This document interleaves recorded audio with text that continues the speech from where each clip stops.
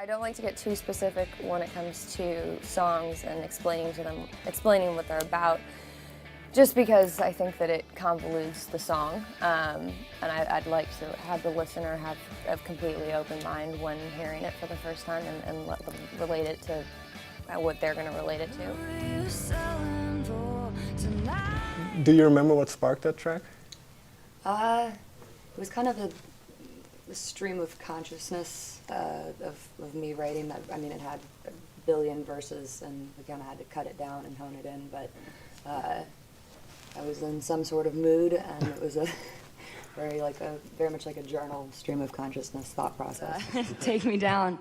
It stems from the story of the crossroads of Robert Johnson selling his soul for rock and roll, and in a more personal sense, it's what I did as well. I gave everything up for it, so in a sense, I sold my soul for fucking rock and roll. On a deeper level, it's also about being so desperate and in love with something that you're willing to give anything and everything up for it, and even if that means your soul, and in my case, that's music. One of the songs on the album, Mad Love, it was written in tribute to David Bowie right after he passed away. Death by Rock and Roll. Well, Death by Rock and Roll, that was a song that was basically almost 10 years in the making, I guess, if I'm doing my math correctly. It was a song that our producer, Cato, who passed on a motorcycle accident, it was a line that he used to say all the time, death by rock and roll. And so when he passed, that seemed very relevant again. So it was something that we revisited, and it seemed very fitting to be the first single. It's very much an homage to him, but it's more than that. It's very much our battle cry for rock and roll. It's our battle cry for life. And I know it's called Death by Rock and Roll, so it seems a bit opposing, but what it's really saying is live life your own way, go out your own way, don't let anyone tell you differently, rock and roll till I die, so it's kind of our rock and roll anthem, I guess. I wrote that when I was 24, turning 25, so I was I was still in a very dark headspace from everything that had happened, but I was also in a very kind of reflective period of my life. I tend to get very, sentimental and kind of go down memory lane anytime I have a birthday, which I feel like a lot of people probably do, but I certainly do. And so I was just kind of in a very reflective headspace at the time, and I knew, so the song itself is very autobiographical, and the kind of the content of it, or the context, came from, I knew I wanted to end at 25. I had this chorus idea where I was a mess, but I could look in the mirror and I was like, I'm 25 and I'm still here and I'm still alive. And that says something, so to me, that's actually kind of the first song on the record that has this indication of hope for the future. But I had this concept of somehow counting through all the years and ending up at 25.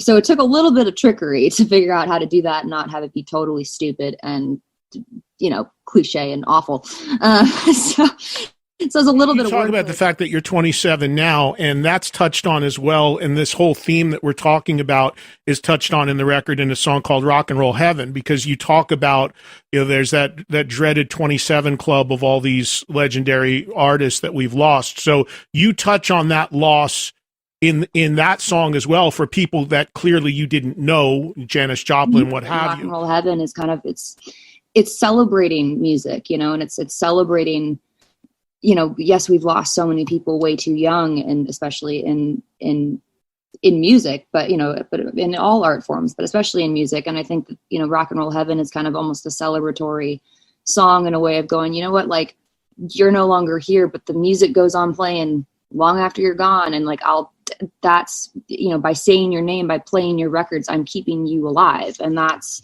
something that I'm keeping your legacy alive. And I think that that's something that's so important.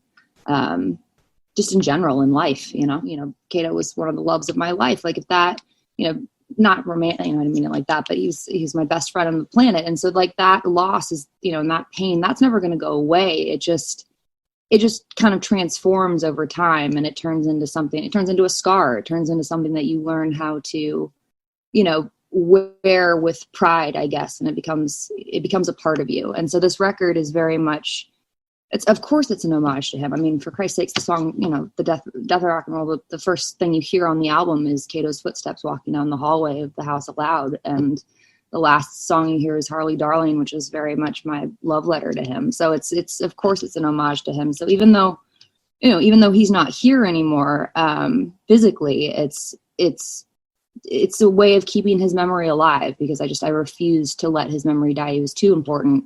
And I think that that's such a powerful thing that music, allows you to do. It allows legacies and life to live on past the physical being of your body,